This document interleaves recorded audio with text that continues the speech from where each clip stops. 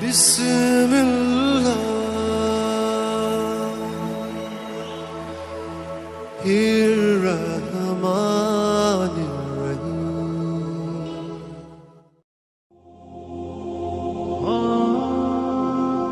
السلام علیکم میرے محترم عزیز دوستو، آج ہم آپ کے سامنے پیش کرنے جا رہے ہیں ایک لکھنؤ کے درزی کا خوبصورت واقعہ۔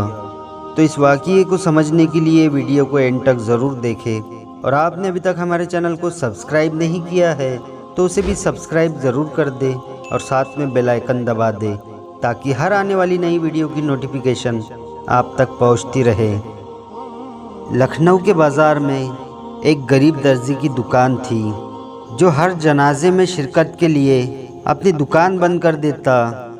لوگوں نے کہا، اس طرح روز روز جنازے پر جانے سے آپ کا کاروبار ٹھپ ہو جائے گا۔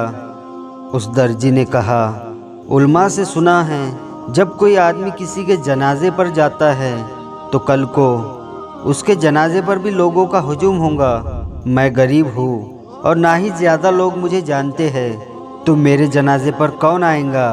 اس لیے ایک تو مسلمان کا حق سمجھ کر پڑھتا ہوں، اور دوسرا یہ کہ شاید کل کو مجھے بھی کوئی کاندھا دینے والا مل جائے۔ اللہ پاک کی شان دیکھیے کہ 1902 میں ایک مولانا صاحب کا انتقال ہوا۔ ریڈیو پہ بتلایا گیا، اخبارات میں جنازے کی خبر دی گئی۔ جنازے کے وقت لاکھوں کا مجمع تھا، پھر بھی بہت سے لوگ ان کا جنازہ پڑھنے سے محروم رہ گئے۔ جب جنازہ گاہ میں ان کی نماز جنازہ ختم ہوئی تو اسی وقت جنازہ گاہ میں دوسرا جنازہ داخل ہوا اور اعلان ہوا کہ ایک اور عاجز مسلمان کا جنازہ پڑھ کر جائیے۔ دوستو، یہ جنازہ اسی درزی کا تھا۔